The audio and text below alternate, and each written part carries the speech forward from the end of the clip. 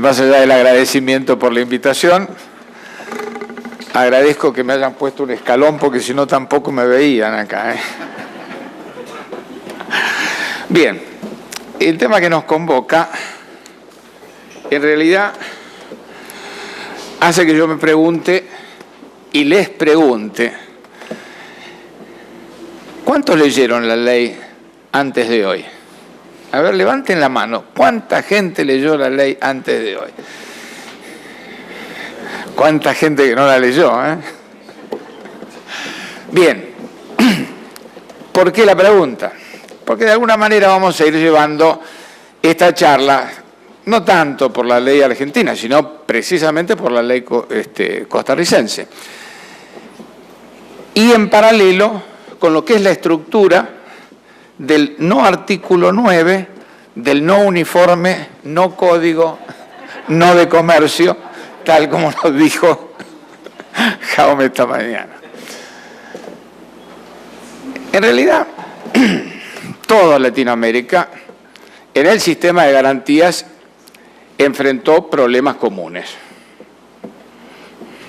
Problemas que está tratando de solucionarlo, que individualmente algunos países fueron tratando de solucionar con distintas alternativas, pero que en general hubo problemas comunes. Y yo me puse a hacer una enumeración de estos problemas.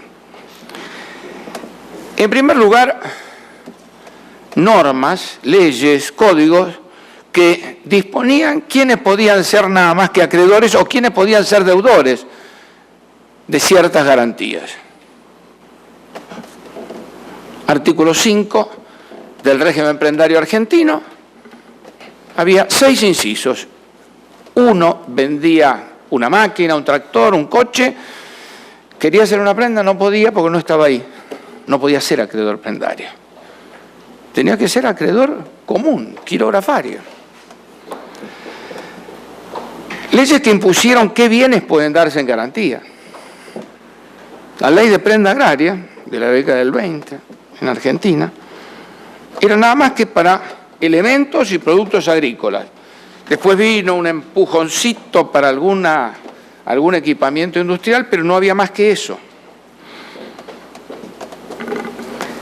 Leyes que, siguiendo un régimen muy parecido a la hipoteca inmobiliaria, fijaron requisitos específicos, como por ejemplo el principio de especificidad. Había que definir claramente la obligación que se garantizaba y definir claramente el bien que garantizaba esa operación. Con lo cual se complicaba en punto a ¿qué? A las formalidades, que llevaban muchas veces a la irregularidad del documento y complicaba la operación. En el fondo, complicaba el comercio. Leyes que impusieron la previa aptitud del contrato o la calificación del contrato. O sea, uno lo presentaba para registrar, pero pasaba por un departamento filtro que había veces que excedían, ¿no? Este señor no es el sellito está corrido, no se ve bien si firmó un notario o no. Y lo que la mayoría acá se queja hasta hoy, los difíciles y lentos procesos de ejecución.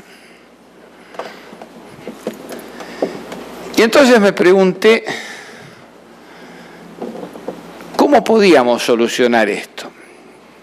Y me sorprendí hoy, porque muchos de los que hablaron y dijeron, sí, acá hay un proceso muy lento de ejecución, yo tardo 2 años en lograr la ejecución y cobrar, y ahora que viene una herramienta que les permite liquidar una deuda en escasísimo tiempo, no, pero eso es la imposición de un régimen que viene de por entonces y que beneficia a que...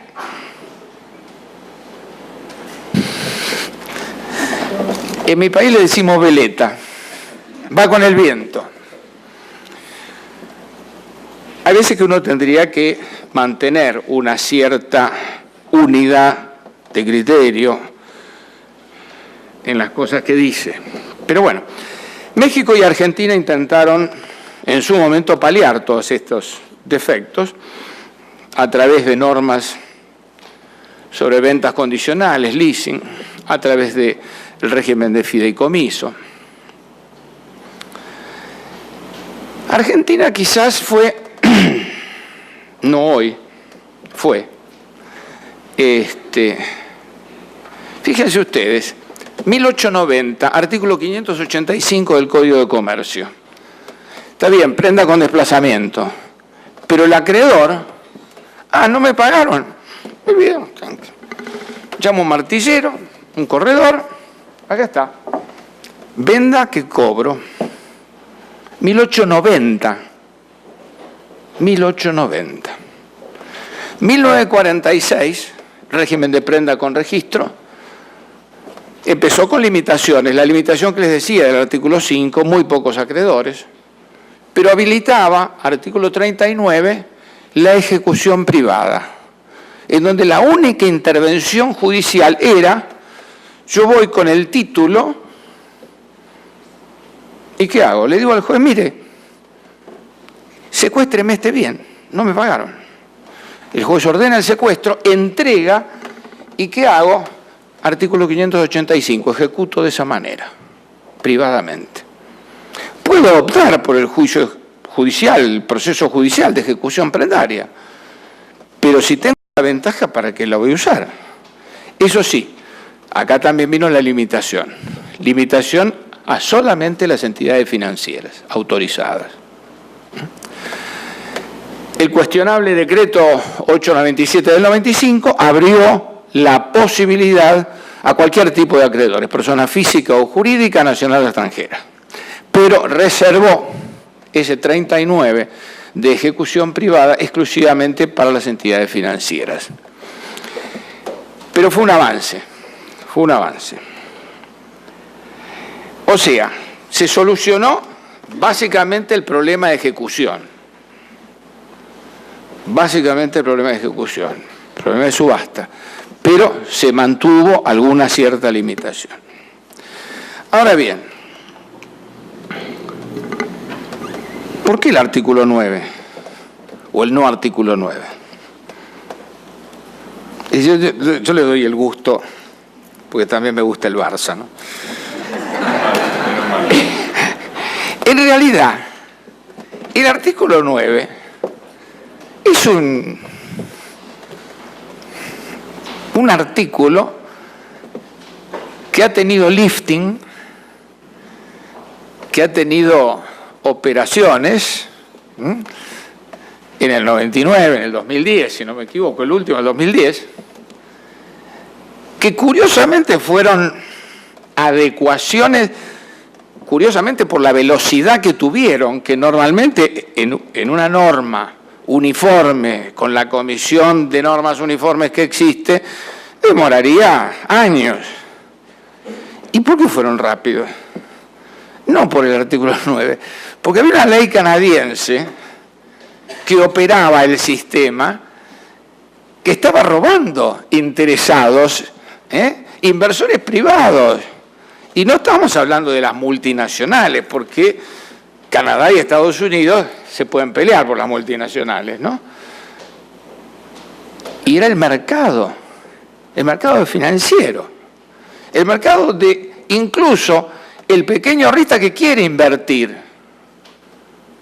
O sea, aquellos que dicen, y este sistema no, porque viene, que es... No. Ojo, no es el artículo 9. Es un país que es tanto de derecho común como de derecho continental, de derecho civil. Y lo aplica. Y esto es lo que estamos viendo hoy, en punto a qué? A tratar de hacer la unificación del sistema de garantías. Así viene la cosa.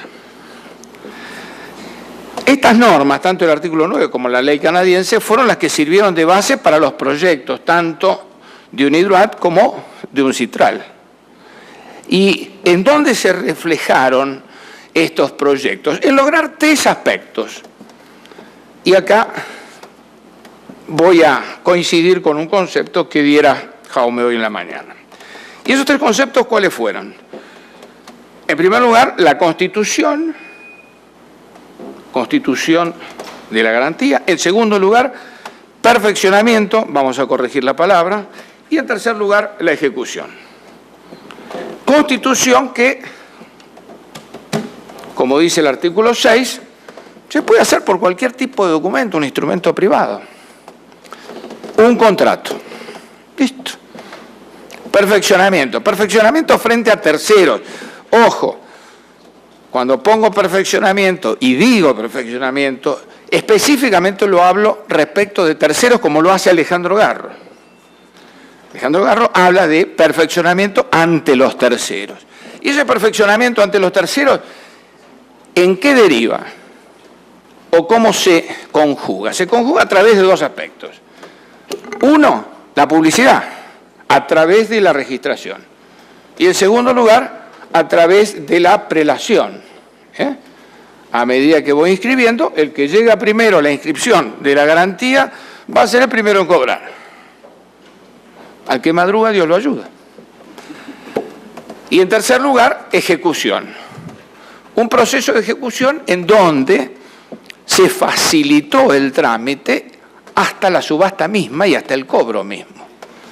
Yo voy a dar algunas ideas también en cuanto a lo que a mí me parece que debería empujarse dentro de la ley o en paralelo con la ley. Si ustedes ven, los artículos 17, 22, 41 y 49 de la actual ley costarricense son precisamente 17, 22, 41 y 49, son aquellos que hablan del perfeccionamiento, o sea, la publicidad, o sea, la oponibilidad frente a terceros y la prelación que va a dar este régimen de garantía. Y entonces ahora, para cumplir con el mandato, ¿qué es lo que hace el artículo 9 en punto a aquello que va a nutrir la ley costarricense?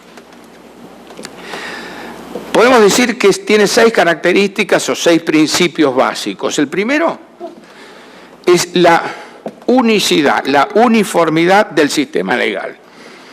Todo el sistema de garantías es uno. Y todo el sistema de garantías involucra todo el sistema mobiliario.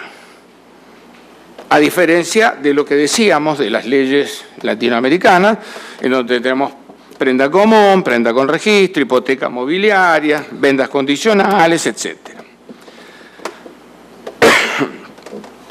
Entonces, el UCC, ¿qué hace? La unificación normativa de todas las garantías, que en el fondo es el artículo 2 de la ley costarricense.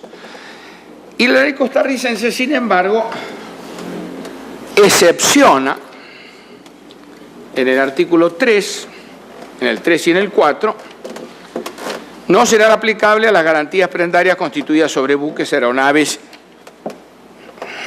y hasta acá coincido, es un régimen muy parecido al régimen inmobiliario y es válido. Es más, si vamos a la Convención de Viena sobre compraventa internacional de mercaderías, el artículo 2, entre los últimos incisos del artículo 2 de la Convención, también los excluye.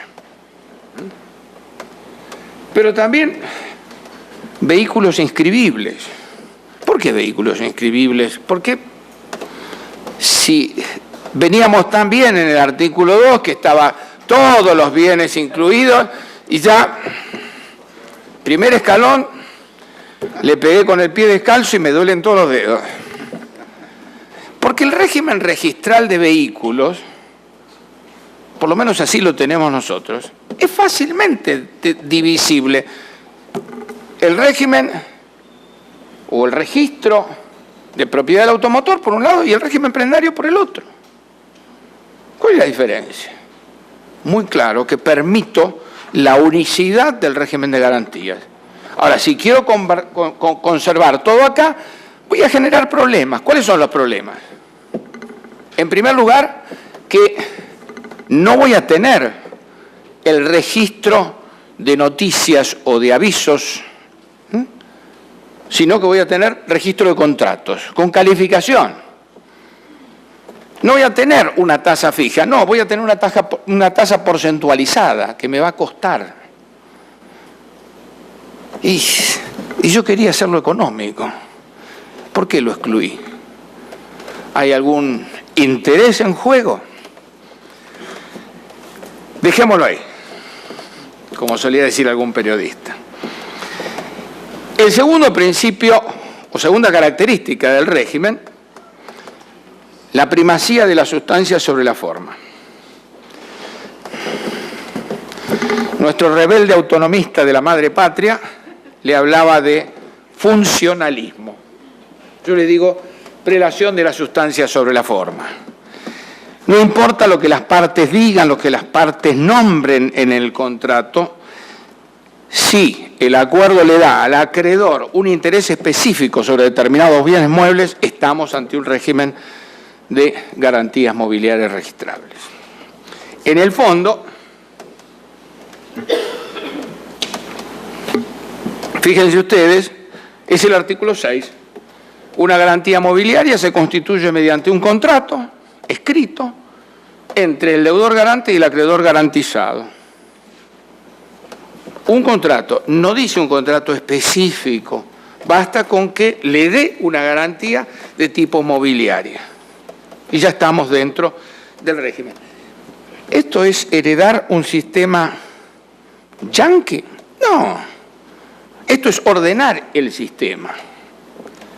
La tercera característica, que también la estuvimos mencionando hoy, es la menor relevancia del título sobre la cosa.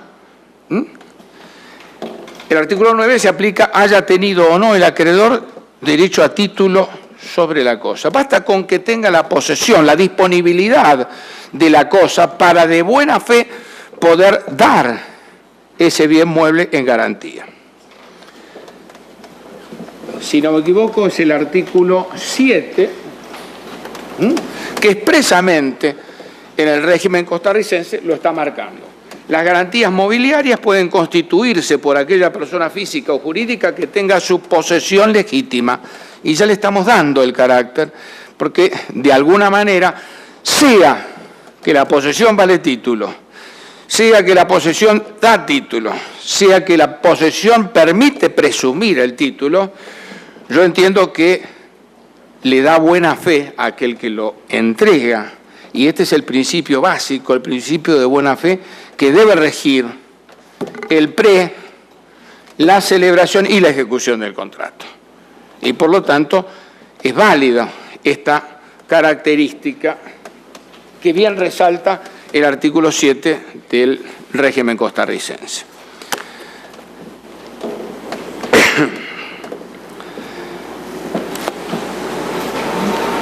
Un cuarto principio, una cuarta característica del régimen canadiense y del régimen del artículo 9,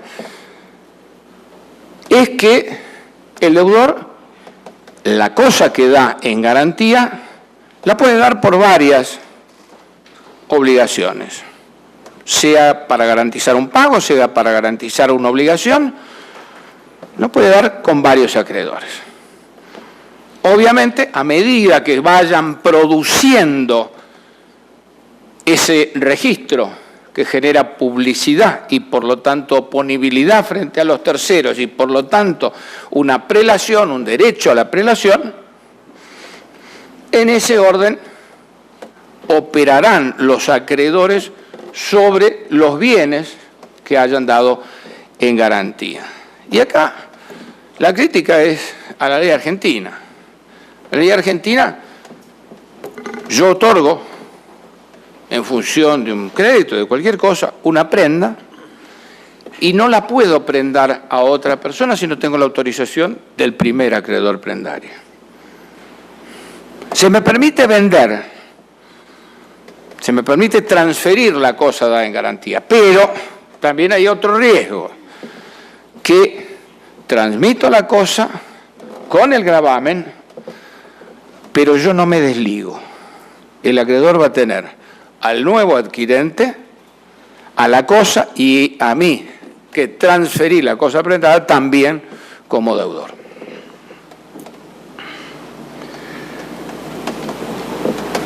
La quinta característica es una mínima limitación a la creación de garantías mobiliarias. ¿Y por qué? Bueno, nosotros lo notamos, o sea, esta característica la marqué por lo siguiente: estamos acostumbrados a un Código Civil y un Código de Comercio, básicamente todos los países latinoamericanos. Y entonces había muchos contratos que solamente podía hacer un comerciante, o ciertos contratos que la cosa debía ser mercantil. Bueno, acá no hay limitación. No puede ser cualquier persona, sea comerciante, no comerciante, esté inscripto o no esté inscripto, sea la cosa que se entienda mercantil o no se entienda mercantil. Esto, ¿dónde lo genero? Lo genero en la unicidad del régimen que planteábamos en el artículo 2. Y la sexta característica, que también está remarcada en el artículo 5, en el inciso 18, es conjuntos de cosas. Conjuntos de cosas. Inventarios también pueden ser dados en garantía. La ley dice: inventario, bien o bienes muebles en posesión de una persona para su venta o arrendamiento en el curso normal de los negocios de dicha persona. Esto, en el régimen argentino, está validado en la llamada prenda flotante, sobre todas las mercaderías y materias primas integrantes de un establecimiento industrial o comercial. Prenda flotante que, y acá vamos al producido de esta materia prima y de estas mercaderías: granos de cacao, chocolate. La prenda flota, sigue sobre el chocolate, pero si repongo, vuelve a flotar para atrás. O sea, así juega la prenda flotante en Argentina. Lamentablemente, sin una específica obligación del deudor de generar la reposición de materia prima o de mercaderías, pero bueno, sigue el producido.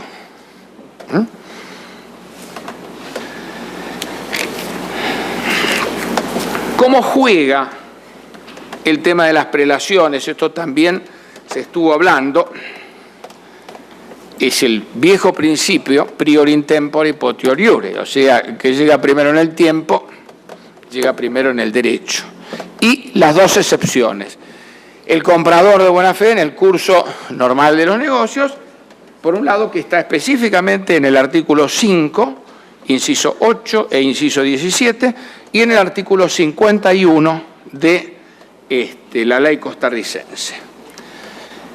O sea, toda adquisición cuyo monto no justifique una visita al registro para saber si hay un gravamen, o que en razón del negocio de qué se trata es donde voy a comprar la camiseta del Barça o donde vamos a comprar la camiseta del Real, para que no se enojen algunos, y obviamente no me voy a poner a averiguar si esa camiseta está sujeta a alguna prenda, obviamente. Y la garantía por el dinero para la compra, que también lo han visto. Es el Purchase Money Security Interest. Y yo me hice unas preguntas y me las anoté acá. Específicamente teniendo a la vista la ley costarricense. Y específicamente habiendo escuchado a muchos de los que hoy hablaron. ¿Una ley tiene que regular todo? No. ¿Qué omisiones podría verle yo a esta ley? El abuso del acreedor. El abuso del acreedor. no le quiere cobrar, porque es interesante el bien que dio en garantía y lo quiere rematar, está abusando, se esconde, no le recibe el pago, quiere ejecutarlo. Opciones. La ley argentina tiene una opción, artículo 25, el depósito en pago. No me lo querés recibir, bueno, voy al director de registro o al registro que corresponde, donde estuvo informado la prenda, y deposito lo que yo entiendo en función del contrato, la deuda que tengo que pagar. El director de registro notifica al acreedor, y si el acreedor no se presenta, el mismo director de registro cancela el gravamen. ¿Qué pasa con la ley costarricense? Y yo creo que se puede hacer igual, con una diferencia, no voy a pagar, pero, ¿qué puedo hacer?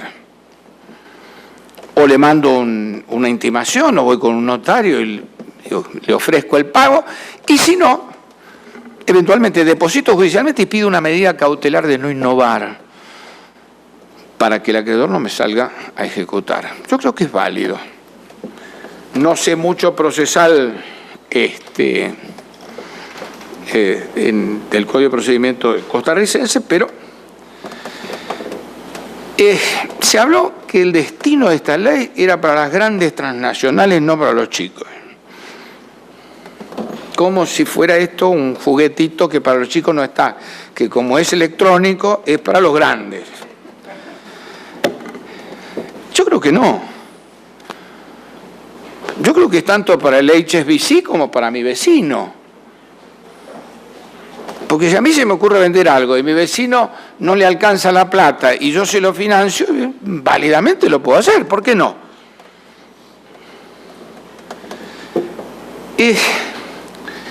Yo me puse acá, se protesta por las demoras en las ejecuciones. Y se protestó porque la ejecución privada del artículo 57,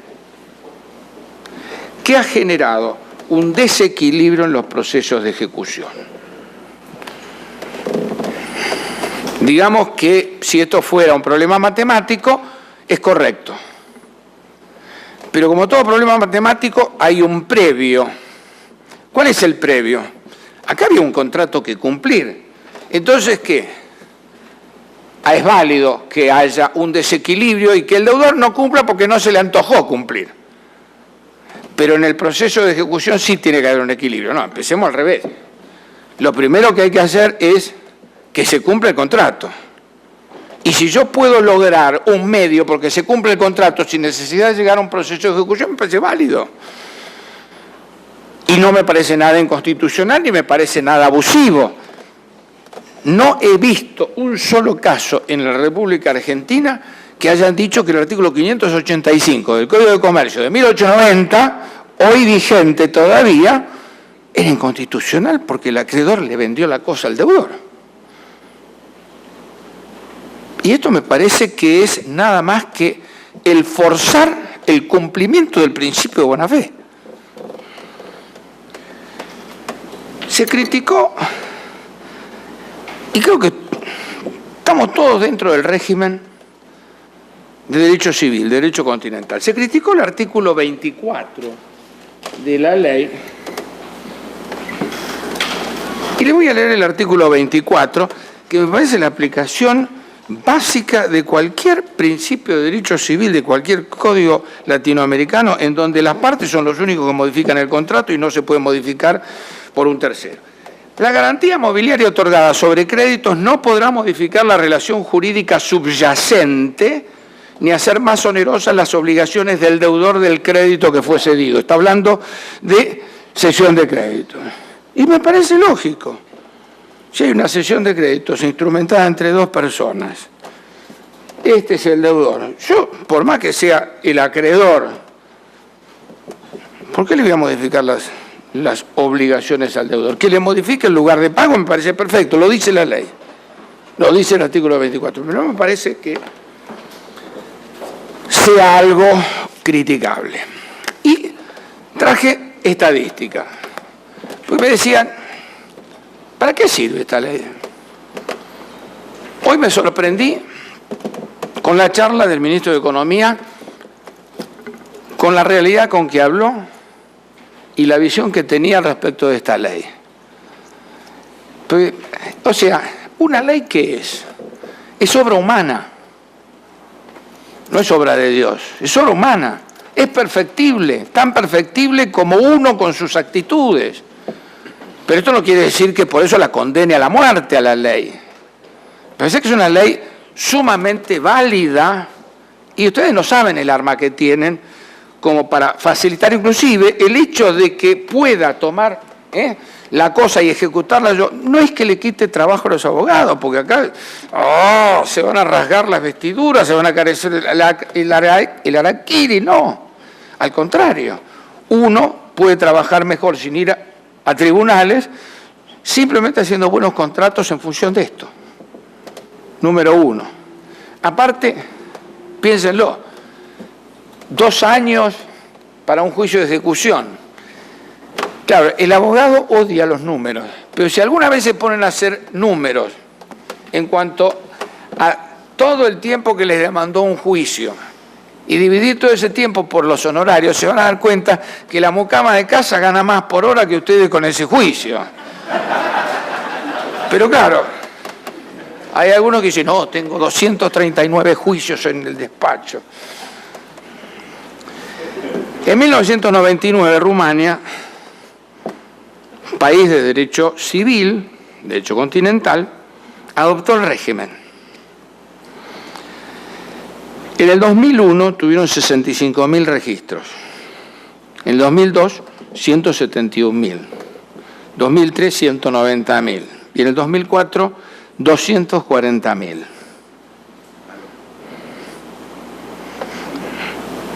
O sea, sirvió.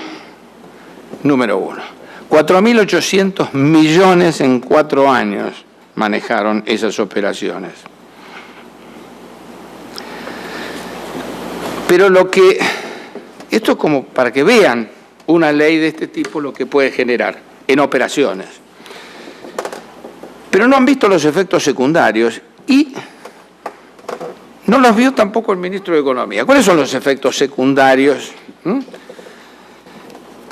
El régimen de garantías mobiliarias es un paralelo del régimen de folio real del registro inmobiliario. Nada más que acá opera como folio personal. Número 1. Dejémoslo acá. Número 2. En el gráfico que el representante bancario hoy nos puso, veíamos que había un 20 y pico % de operaciones informales, usurarias. Claro, don usurero le presta plata a alguien, pero resulta que alguien, amigo, también le prestó a ese mismo señor dinero. Pero el amigo que hizo, le prestó dinero a bajo interés y lo registró. Resulta que era el único bien que tenía. Cuando don usurero se encuentre que no tiene bienes para ejecutar, se va a preguntar qué pasó. ¿Por qué él, que lo hizo después, cobra, yo no? Y entonces va a empezar a estudiar esto. Mejor dicho, esto, borrador mío. La ley. Y entonces se va a volcar al sistema. En poco tiempo, ¿cuáles son los efectos secundarios? El rojo de lo informal entra a achicarse. Poquito a poquito. Entra a hacerse formal la operación. Y como es formal, van a bajar los intereses. ¿Por qué? Porque ya tengo un alivio, tengo una prelación, tengo una prioridad para la ejecución. Y van a bajar un poco los intereses, van a ir bajando poco a poco. Pero además, ¿qué? Tengo una base de datos de deudores en 5 años que no va a tener nadie, ni el sistema de información comercial bancaria. Porque yo voy a tener la lista de todos los deudores, de cuánto debe cada uno de ellos, de cuánto dieron en garantía, hasta voy a saber cuántos juicios tienen porque tengo que notificar el juicio. O sea, que voy a tener una central de riesgos o de control de riesgos que no va a tener el sistema bancario quizás. ¿Por qué? Por este folio personal. Fíjense que son cosas que secundariamente se van generando en el sistema. Y no se vio. Y me llama la atención porque nadie hoy lo discutió esto. Y eso es sumamente importante. ¿Por qué?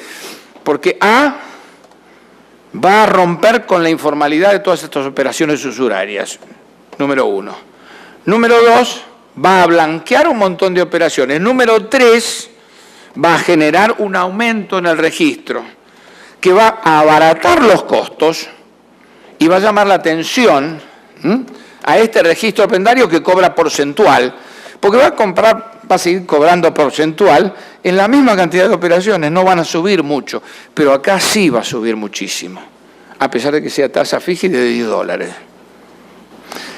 Y el Estado va a salir ganancioso. ¿Por qué?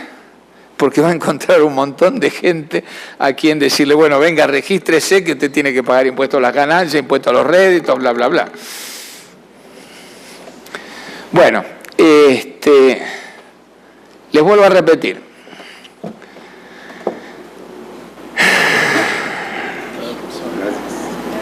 Ustedes no saben la herramienta que tienen en la mano. Quizás es una herramienta de la época de Yugoslavia, de la época de Checoslovaquia, que a veces venían con rebarbas y uno ajustaba con la llave francesa y se cortaba la mano, pero era una llave francesa y servía. Puede necesitar algún pequeño ajuste, pero apréndanla esta herramienta porque es fabulosa. Nosotros no la tenemos, pero tenemos un remedio bastante chiquito, pero muy poderoso, que es la ley de prenda con registro, que ha recibido permanentes modificaciones y es lo más cercano que tenemos a este sistema. Yo creo que Argentina puede dar el saltito nomás para llegar al sistema uniforme.